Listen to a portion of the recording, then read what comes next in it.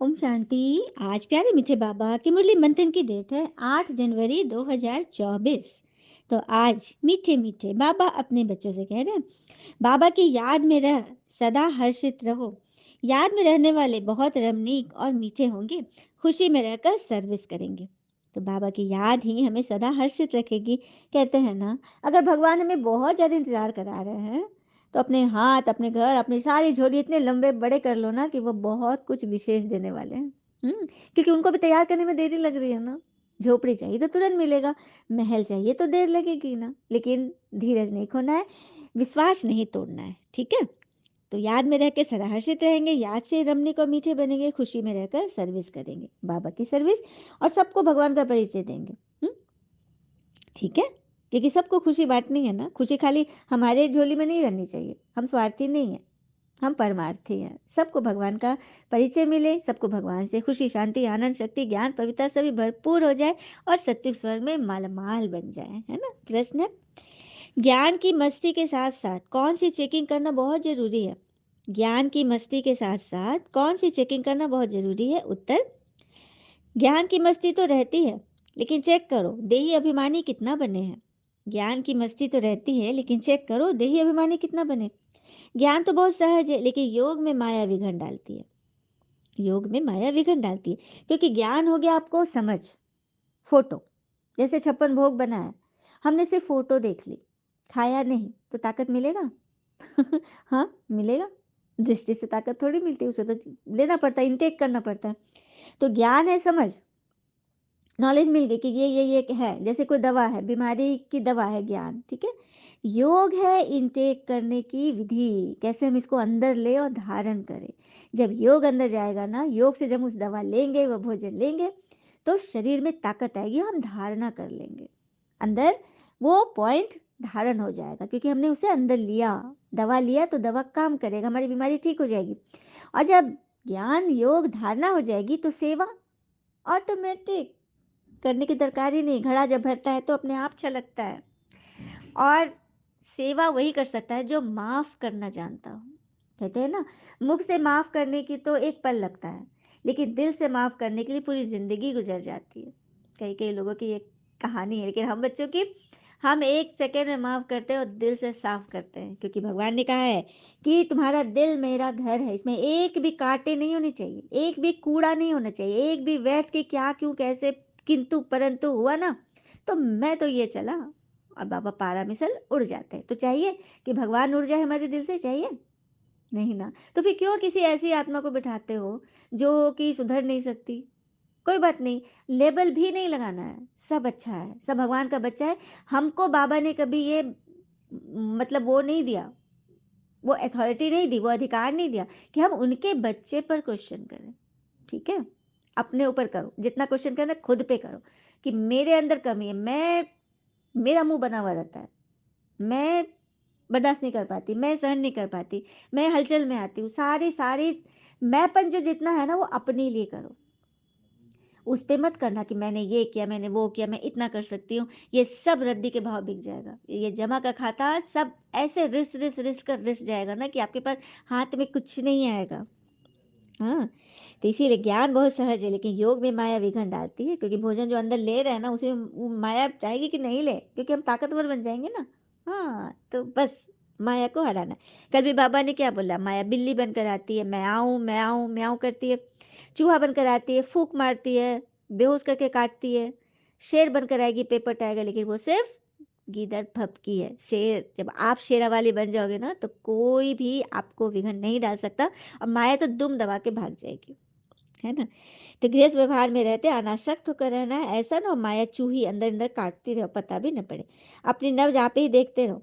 बाबा के साथ हमारा हड्डी प्यार है, कितना समय हम याद में रहते हैं, अपनी चेकिंग खुद करनी है। गीत है, जले न क्यों परवाना। तो परवाना का काम ही है जलना। क्षमा जब जलती है, जब भगवान आते हैं ज्योति, परमात्मा ज्योति है ना, हम आत्मा भी ज्योति, लेकिन हम लोग शरीर में उसको ढक दिए, इतना ढक दिया ना कि आत्मा बुझ गई, बुझी, कम हो गई, डीम हो गई और छुप गई। तो छुपने को तो सामने निकालना है। कहते हैं ना, सुंदर सा गीत है ना, छुप गए सारे नजारे, ओए क्या बात हो गई। बाबा तुम जो हो आए, दिन रात में दिल हो गए।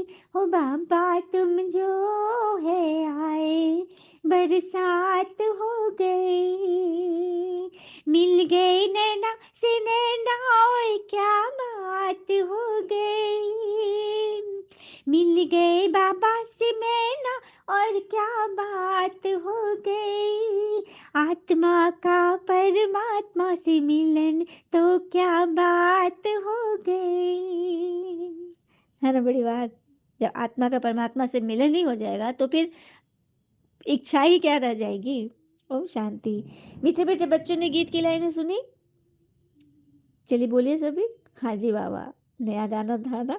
जबकि बाबा इतना जलवा दिखाते हैं, गीत में जलवा दिखाना एकदम मस्त मस्त, तो तुम कितने हसीन बन जाते हो। सही बात है, कितने हसीनता से मतलब खुशनुमा गीत सुनाया गया।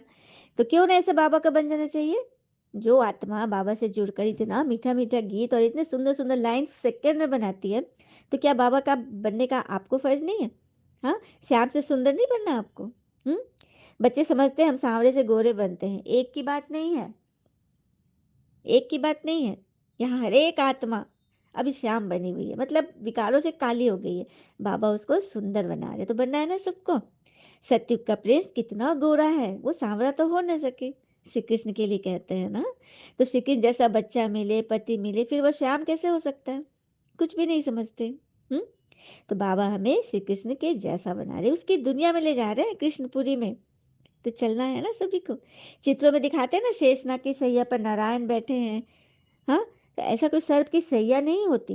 वो तो एक सिंबॉलिक है, एक सिंबल है, सैंपल है। दिखाया गया है कि शेषनाग की सैया अर्थात विकारों पर जीत की सैया। शेषनाग पर हमने जीत लिया, उसको सैया बना लिया। जैसे शेरा वाली माता, कोई औरत कैसे सिंह पर सवार करेगी? तो ये समझना है, सब सिंबॉलिक है, अलंकारिक है, कि शेर जैसी विपरीत परिस्थिति, खूंखार परिस्थिति पर भी मैंने विजय पा ली। ये है। समझ में आ रहा है? आप लोग को ये बात सही लगी तो आप लोग कमेंट में जरूर बताना कि हाँ दीदी बिल्कुल सटीक बात है ना। तो इसी तरह सर्प की सैया नहीं होती, विकारों की सैया पे हमने जीत पाया, आराम से उस पर सोए हुए, माया कोई फन फैला नहीं पा रही है। ठीक है, तो ये सब चीज भक्ति मार्ग के हैं। हाँ, तो इसको ज्ञान से समझना है। फिर बाबा कहते हैं, ये तो तुम जानते हो, ड्रामा में जो पहले से नूंद है वही होता रहता है। अनेक धर्मों का विनाश, एक धर्म की स्थापना होती है, इसमें बड़ा कल्याण है। अभी तुम ये प्रार्थना आदि कुछ नहीं, मतलब मांगने वाली प्रार्थना नहीं करते हो, तुम याद वाली प्रार्थना करते हो, भगवान से मिलन वाली प्रार्थना करते हो। यह सब करते हैं भगवान से फल लेने के लिए। फल पे बताओ एक बात। आज पहले सब्र का फल मीठा होता था, सुना था। दुनिया कलयुगी युग में क्या हो रहा है, अभी क्या चल रहा है? सब्र का फल पहले मीठा होता था, लेकिन अब सब्र करो ना तो फल किसी और को मिल जाता है। लेकिन ये कलयुगी आत्माओं के लिए, हम लोग संगम युगी आत्माओं के लिए सब्र का फल मीठा होता है। और देने वाला जब दाता भगवान है, तो वो हमारा फल किसी और को थोड़ी ना देंगे। हमारे हक का फल हमें ही मिलेगा। है ना बड़ी बात। तो भगवान हमें लिबरेट करने आए हैं माया रावण से। भारत अविनाशी खंड है, सिर्फ उन्हों को पता नहीं है। हम्म। कि हमको लिबरेट करने वाले बाबा भारत में आता है। किनको? क्रिश्चियन लोग को, मतलब यूरोपियन लोग को, जापानीज, जो भी बाहर के विदेशी हैं, उन लोग को नहीं पता है कि बाबा भारत में ही आते हैं, खुदा भारत में आते हैं, गॉड भारत में ही आते हैं। हाँ, प्रजापिता ब्रह्मा भी है लिबरेटर, ज्ञान का सागर खुद बाबा है। बाबा उनके तन के द्वारा हमको पढ़ाते हैं। हाँ, तो ऐसे अंदर में विचार सागर मंथन चलना चाहिए। हमें ऐसी मुरली चलाए जो मनुष्य झट समझ जाए। सही बात है।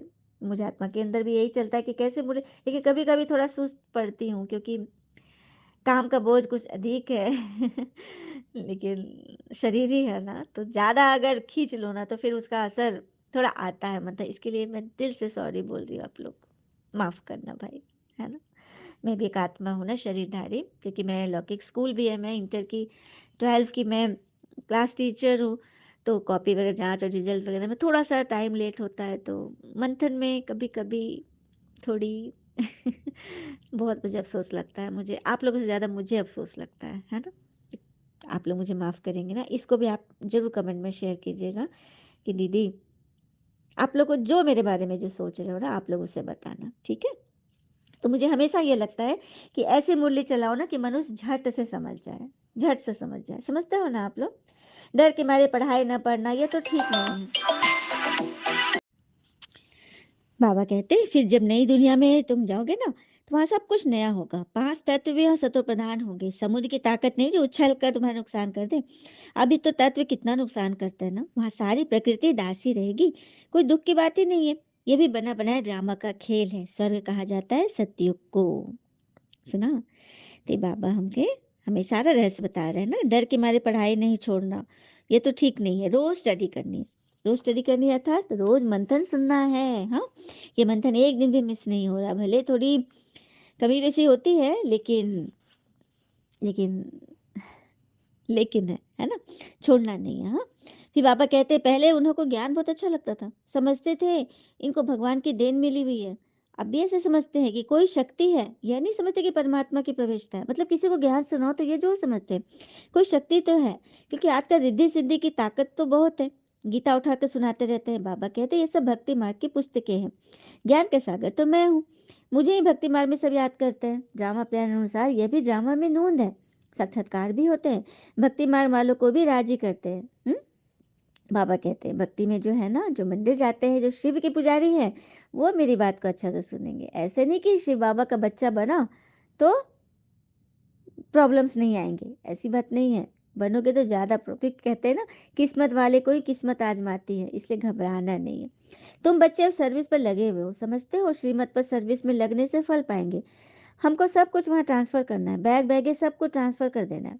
बाबा को शुरू में बहुत मजा आया था। ब्रह्मा बाबा वहां से जब निकले तो गीत गाते थे। क्या गाते थे? हाँ, मुझे तो भगवान मिले, मुझे बादशाही मिली, मैं छोटा विष्णु बनूंगा। मतलब इतना नशा हो गया था ब्रह्मा पिता को। हाँ, उनको लग रहा था कि एकदम अब तो मैं बना की बना। अपनी याद में मस्त रहते थे। लेकिन बहुत है जो कभी याद ही नहीं करते। याद की यात्रा से ही खुशी जोर पर पकड़ती है। ज्ञान में भल कितना भी मस्त रहते, पर तो देह अभिमान कितना है। देही अभिमानी पना कहाँ है? कहीं भी किसी में नहीं है। ज्ञान तो बड़ा इजी है। फोटो देखना इजी है ना।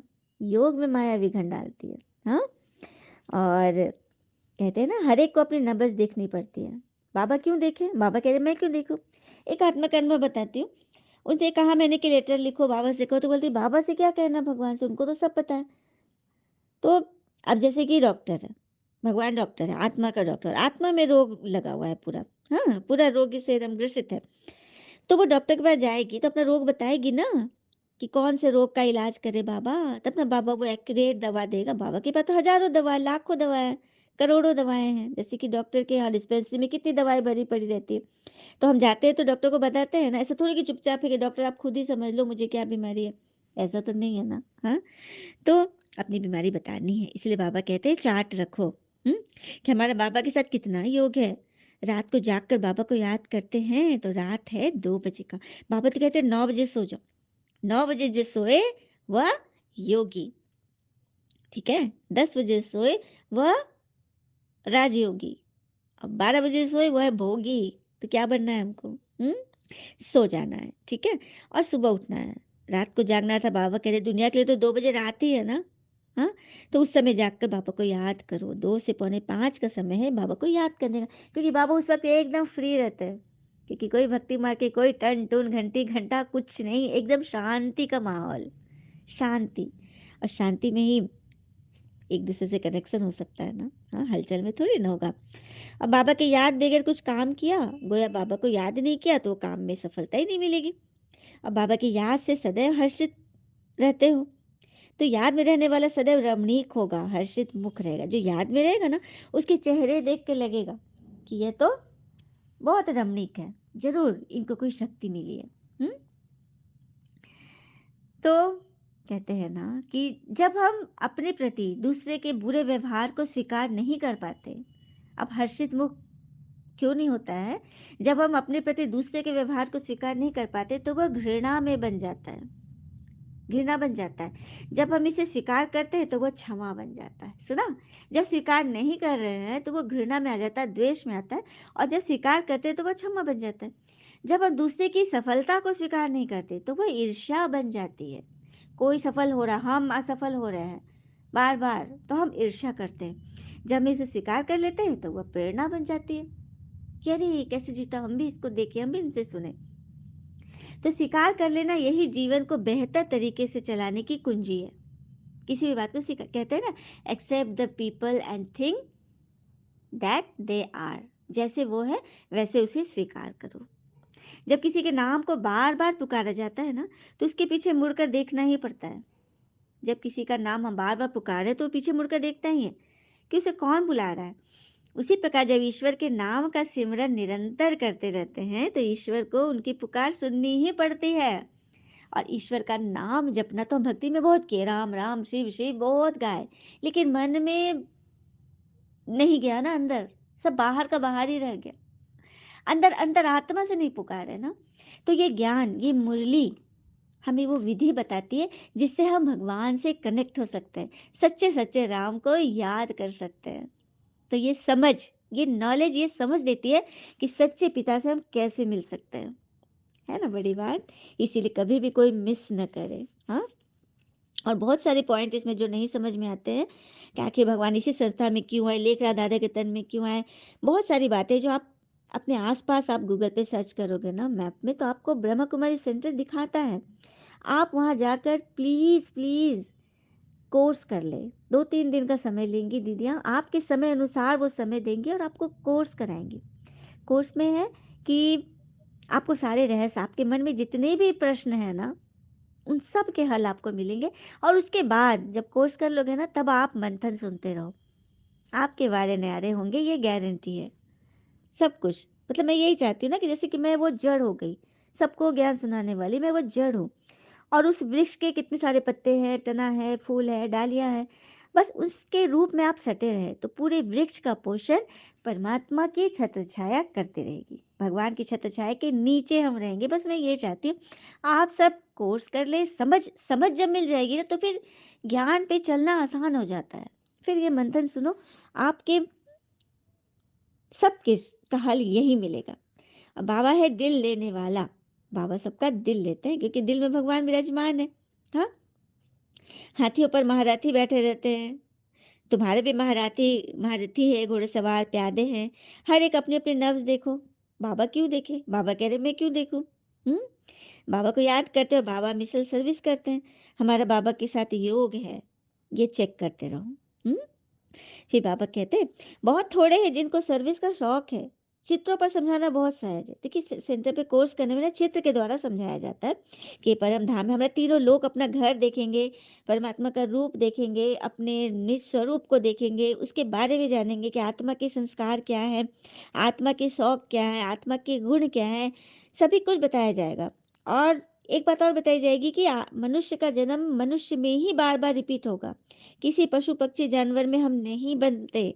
इसको भी बताया जाता है। और जो माता भगवान की याद में भोजन बना रही है उसके घर का दृश्य, और जो व्यर्थ की बातों में टीवी देख के, मोबाइल देख के, गुस्सा करके जो भोजन बना रही है उसका दृश्य, सारा कुछ आपको बहुत सारी बातें क्लियर करके बताई जाएगी।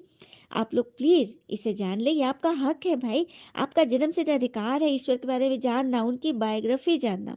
और उसके बाद बस मंथन से जुड़े रहे, हो गया आपका काम। 2-3 दिन का समय तो हम दे ही सकते हैं ना अपनी आत्मा के लिए।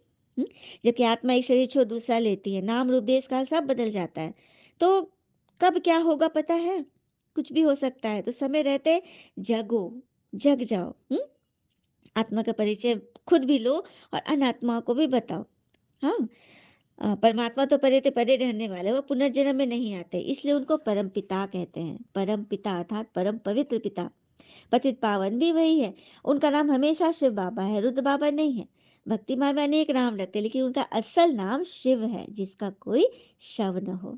अब ब्रह्मा जी, विष्णु जी और शंकर जी के द्वारा वो जो स्थापना, पालना और विनाश का जो कार्य करते हैं, इसके बारे में भी आपको बताया जाएगा कि किस तरह से वो ब्रह्मा तन में आते हैं, शंकर जी का क्या पाठ है, विष्णु जी की कब पालना करते हैं, सारे रहस्य आपको बताए जाएंगे।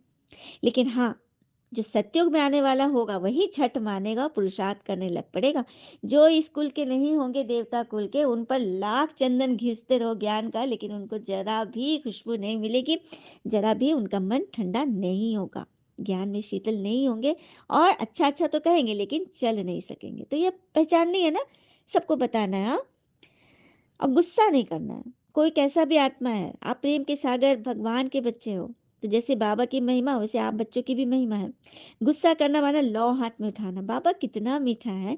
बच्चे कोई नाम में मना करते हैं तो नटवर नहीं बनना है। हुँ? हाँ जी का पाठ बहुत मीठा बनना है। अच्छा, मीठे मीठे बच्चों प्रति भगवान की नमस्ते। हम बच्चों के भी प्यारे बाबा को नमस्ते।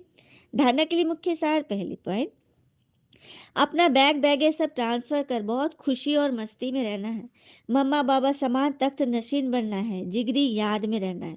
अपना बैग सब ट्रांसफर कर बहुत खुशी और मस्ती। तो बैगेज कौन सा? हुँ?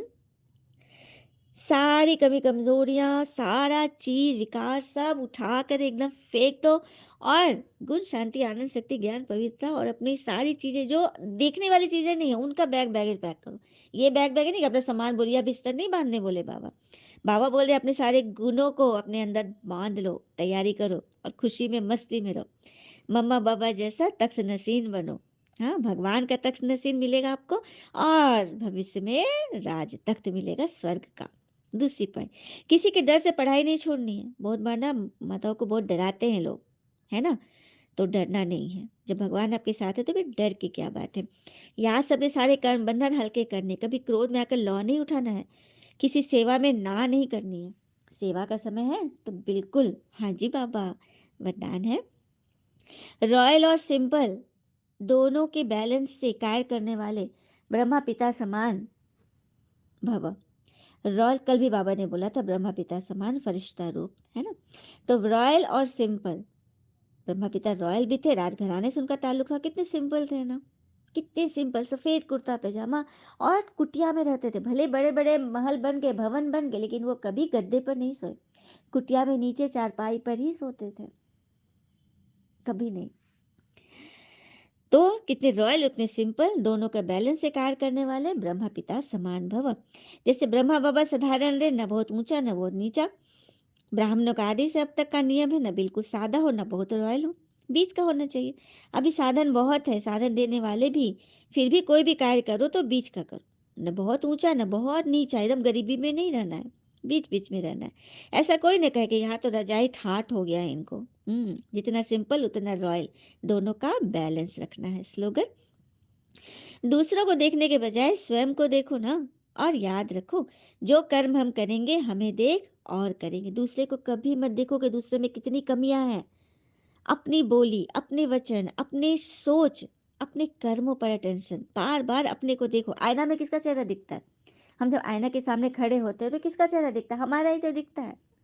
हाँ, देखो, लोग आईना देखना छोड़ दे यदि चित्र के बजाय चरित्र दिखाई दे, कोई नहीं देखेगा बहुत गंदा है ना, क्या क्यों कैसे ऐसे वैसे, तो हम अपने को कितना गंदा कर लेते हैं ना, कांटे चुभा चुभा के।